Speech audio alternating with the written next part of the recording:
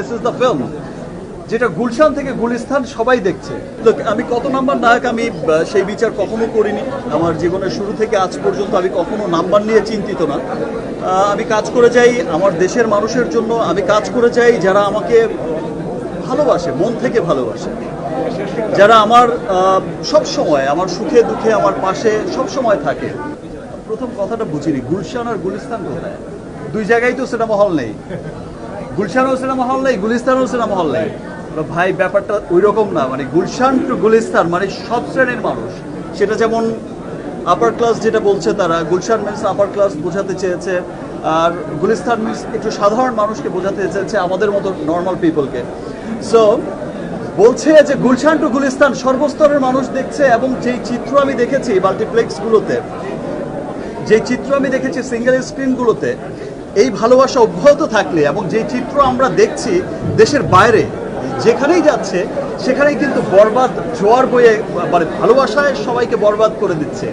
এই ভালোবাসা অব্যাহত থাকলে দেশ বিদেশের বাঙালিদের মধ্যে, বাংলাদেশিদের মধ্যে ইনশাল্লাহ আমরা এই 100 কোটির ক্লাব কোনো একদিন আমরা বলবো যে ভাই 1000 কোটিতে তো পৌঁছে গেছে ইনশাল্লাহ।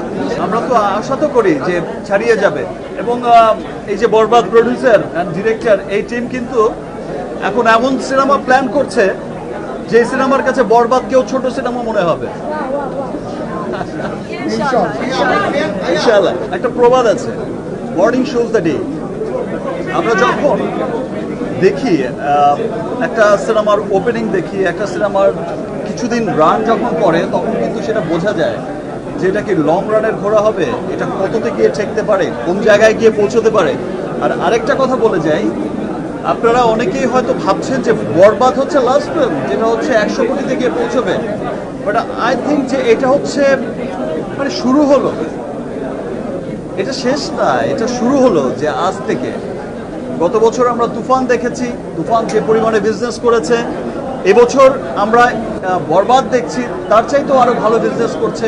আগামীতেও যে সিনেমাগুলো আসবে ইনশাল্লাহ সেই সিনেমাগুলো তার চেয়েও আরো অনেক বড় বিজনেস করবে।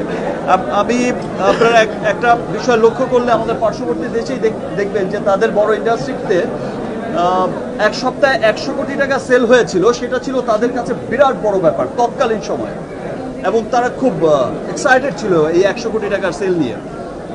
বাট যারা হচ্ছে মেকার ছিলেন, যারা হচ্ছে 100 কোটির ক্লাবে নিয়ে গেছেন, তাদের টার্গেট কিন্তু সে 100 কোটি ছিল না, তাদের টার্গেট 1000 কোটি ছিল। এখন দেখা যায় যে আমাদের পার্শ্ববর্তী দেশের সিনেমা, বড় সিনেমাগুলো 1000 কোটি ক্লাবে না পৌঁছলে তারা সুপারহিট ডিক্লেয়ারই করে না।